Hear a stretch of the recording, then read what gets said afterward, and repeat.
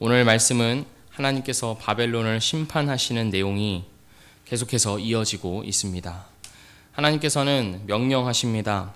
오늘 말씀 11절 말씀입니다. 화살을 갈며 둥근 방패를 준비하라. 다시 말해서 무장을 하여 전쟁을 준비하라는 명령입니다.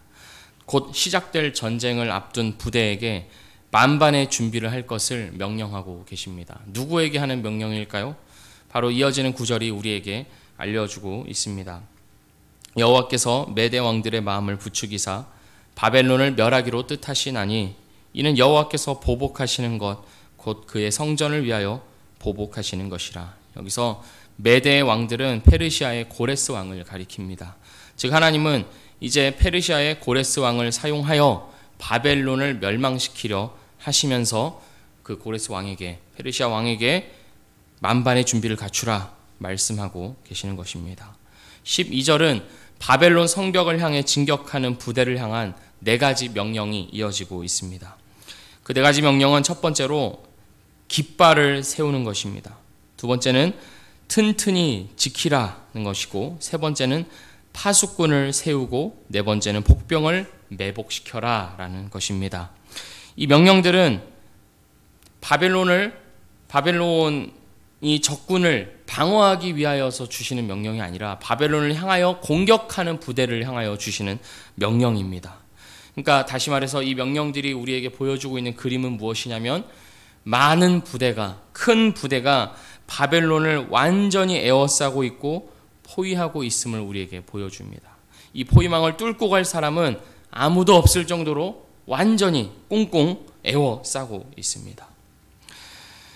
바벨론 성벽을 향해 진격하는 군대를 이렇게 여러 가지 명령으로 준비시키신 하나님은 이제 성 안에서 심판을 기다리고 있는 바벨론을 향하여 이렇게 말씀하십니다. 13절과 14절 말씀입니다. 많은 물가에 살면서 재물이 많은 자요, 내 재물의 한계 곧 내 끝이 왔도다. 만군의 여호와께서 자기의 목숨을 두고 맹세하시되 내가 진실로 사람을 메뚜기같이 내게 가득하게 하리니 그들이 너를 향하여 환성을 높이리라 하시도다. 많은 물가에 살면서 재물이 많은 자, 여기서 많은 물은 유프라테스 강을 의미합니다. 고대 사회에서 물은 곧 생존이었습니다. 바벨론은 풍부하고 비옥한 유프라테스 강가를 차지하고 있었기에 나라가 부강해질 수 있었습니다. 그리고 그 풍부한 물이 가져다주는 풍부한 식량, 그리고 그로 인하여서 생기는 또 나라 전체의 부강함, 그거로 인하여 바벨론이 성장할 수 있었습니다. 그런데 그런 바벨론을 향하여 하나님께서 말씀하십니다. 내 재물의 한계 곧 내 끝이 왔도다. 바벨론의 창고는 더 이상 채울 것이 없을 정도로 완전히 가득 차게 되었지만, 그 권력이 정점에 이르게 되었지만 이제 그들에게 남은 것은 쇠락의 길뿐입니다. 그 이유가 무엇입니까? 하나님께서 그들의 한계를 정해 두셨기 때문입니다. 13절에 내 재물의 한계 곧 내 끝이 왔도다 말씀하십니다. 하늘을 찌를 듯이 당대 최고의 부와 권력을 자랑하던 바벨론이었지만 하나님께서 끝을 명령하시니 그들에게 끝이 왔습니다. 한때는 열국을 심판하는 도구로 하나님께 쓰임받기도 하였지만 이제 하나님께서 그들의 권세를 거두어 가시고 심판하시기로 하십니다. 그 심판이 얼마나 확정적인지 하나님은 이렇게 말씀하십니다. 14절입니다. 만군의 여호와께서 자기의 목숨을 두고 맹세하시되, 다시 말해 하나님의 존재를 걸고 바벨론의 심판이 확정적일 것임을 말씀하십니다. 이어지는 말씀입니다. 내가 진실로 사람을 메뚜기같이 내게 가득하게 하리니, 하나님은 바벨론을 멸망시키기 위하여서 사람들을 메뚜기같이 몰려오게 하실 것입니다. 메뚜기가 지나간 자리가 황폐하게 되는 것처럼 바벨론을 심판할 자들은 자신들이 출정한 모든 곳을 황폐하게 만들 것입니다. 그리고 바벨론을 정복한 자들이 환성을, 곧 승리의 함성을 외치게 될 것입니다. 하나님께서 바벨론을 심판하시겠다는 의지를 강력하게 드러내고 계십니다.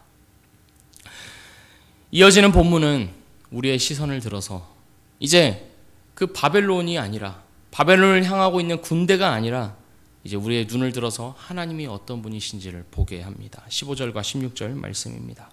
여호와께서 그의 능력으로 땅을 지으셨고 그의 지혜로 세계를 세우셨고 그의 명철로 하늘들을 펴셨으며 그가 목소리를 내신즉 하늘에 많은 물이 생기나니 그는 땅끝에서 구름이 오르게 하시며 비를 위하여 번개를 치게 하시며 그의 곳간에서 바람을 내시거늘. 본문이 보여주는 하나님은 어떤 분이십니까?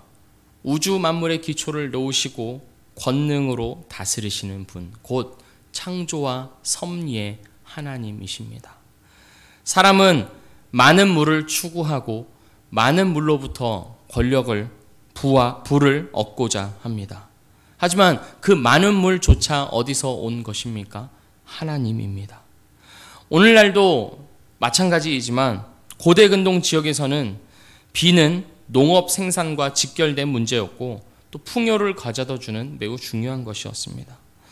예레미야 저자는 지금 무엇을 말하고 있냐면 메소포타미아 강과 정복 전쟁으로부터 생기는 그것이 진정한 부가 아니라 여호와 하나님께서 허락하시고 가져다 주시는 부가 진정한 부이다라고 말하고 있는 것입니다. 하나님이야말로 풍부와 생명의 근원이 되시는 많은 물 되심을 예레미야 저자가 강조하고 있습니다.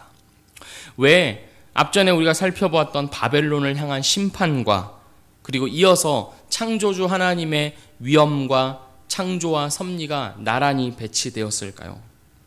이 바벨론을 심판하시는 하나님이 어떤 분이신지를 보라는 것입니다. 바벨론과는 비교도 할 수 없을 정도로 크고 위대하신 하나님, 온 우주 만물의 이유가 되시고 근원이 되시는 하나님을 주목하라는 것입니다. 그리고 그 창조와 섭리의 하나님을 주목할 때 사람의 어리석음이 드러남을 본문이 우리에게 이야기해주고 있습니다. 17절 말씀입니다. 사람마다 어리석고 무식하도다. 금장색마다 자기가 만든 신상으로 말미암아 수치를 당하나니 이는 그 부어 만든 우상은 거짓이요 그 속에 생기가 없습니다. 예레미야 저자는 바벨론을 염두에 두고 이 17절 말씀을 기록하고 있습니다. 크고 위대하신 하나님, 온 땅을 다스리시는 하나님 앞에서 사람이 만든 우상이, 바벨론이 만들어낸 우상이 얼마나 헛된 것이냐 하는 말입니다. 하나님께서 바벨론을 사용하셔서 열국을 심판하시고 심지어는 하나님의 백성인 이스라엘조차도 그들의 손에 한때 맡기셨는데 그 바벨론은 자기를 세우시는 하나님을 보지 못하고 여전히 자기들이 부어 만든 우상을 섬기고 사랑하며 교만하게 행하였습니다. 하나님께 쓰임받았음에도 불구하고 하나님께 심판을 받습니다. 부강하고 지혜로운 줄 알았던 그들이 사실은 어리석은 자들이었던 것입니다. 오늘 본문이 우리에게 보여주고 있는 것은 바벨론을 기어이 심판하시겠다는 하나님의 의지입니다. 그들을 꺾고야 말겠다는 하나님의 강력한 의지가 본문 전체에 드러나 있습니다. 그리고 이것은 어디로 이어지냐면 기필코 자기 백성을 구원하시겠다는 하나님의 의지로 연결됩니다. 19절 말씀입니다. 야곱의 분깃은 그와 같이 아니하시니 그는 만물을 지으신 분이요 이스라엘은 그의 소유인 지파라. 그의 이름은 만군의 여호와시니라. 바벨론을 심판하시는 하나님은 바벨론을 심판하실 뿐만 아니라 그 심판하심으로써 자기 백성을 향한 하나님의 의지가 어떠하신가를 우리에게 보여줍니다.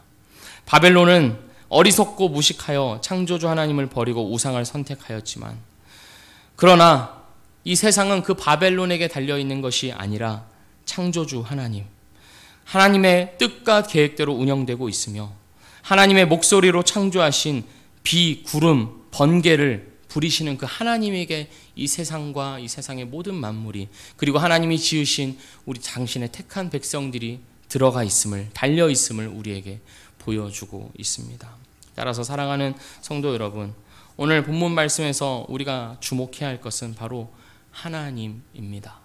이 세상은 마치 바벨론과도 같아서 각자 저마다의 우상을 만들며 그 우상을 섬기며 그 우상을 자랑하며 교만하게 행하지만 하나님의 백성들인 우리는 그 우상들을 만들어내는 바벨론과도 같은 세상을 주목할 것이 아니라 그것들조차 사용하셔서 열국을 다스리고 심판하시고 운영하시는 하나님을 바라볼 것을 우리에게 요구하고 있습니다. 그 하나님을, 그 모든 것을 주관하시는 하나님을 바라봄으로써 오늘도 바벨론이 추구하는 우상들이 아니라 하나님을 바라보며 살아가시는 우리 모두가 되기를 주의 이름으로 축복합니다. 기도하겠습니다. 하나님 아버지, 하나님께서는 온 세상을 다스리시는 분임을 우리가 오늘도 기억합니다. 하나님, 우리는 너무나도 연약하여서 그 하나님을 바라보지 못하고 우리 눈에 보이는 것, 우리 눈에 귀에 들리는 것, 또 우리 마음에 드는 생각들에 의존하여서 삶을 살아가다가 불안하고 염려하여 넘어지고는 하지만, 하나님, 바벨론조차 심판하시고 다스리시는 그 하나님을 바라보는 오늘 우리가 되도록 인도하여 주시옵소서. 하나님께서 당신의 택한 백성들을 당신의 분깃으로 삼으시고 당신의 소유로 삼으시고 그들을 복되게 하시며 영원한 생명으로 지금도 인도하고 계신다는 사실을 붙잡고, 그리고 그 약속이 예수 그리스도 안에서 이미 드러났으며 성취되었음을 우리가 오늘도 기억하고 붙잡으며 살아감으로 하나님께서 우리에게 허락하시는 복과 은혜를 누리며 살아가도록 인도하여 주시옵소서. 주님을 의지하오며 예수 그리스도의 이름으로 기도합니다. 아멘. 하늘의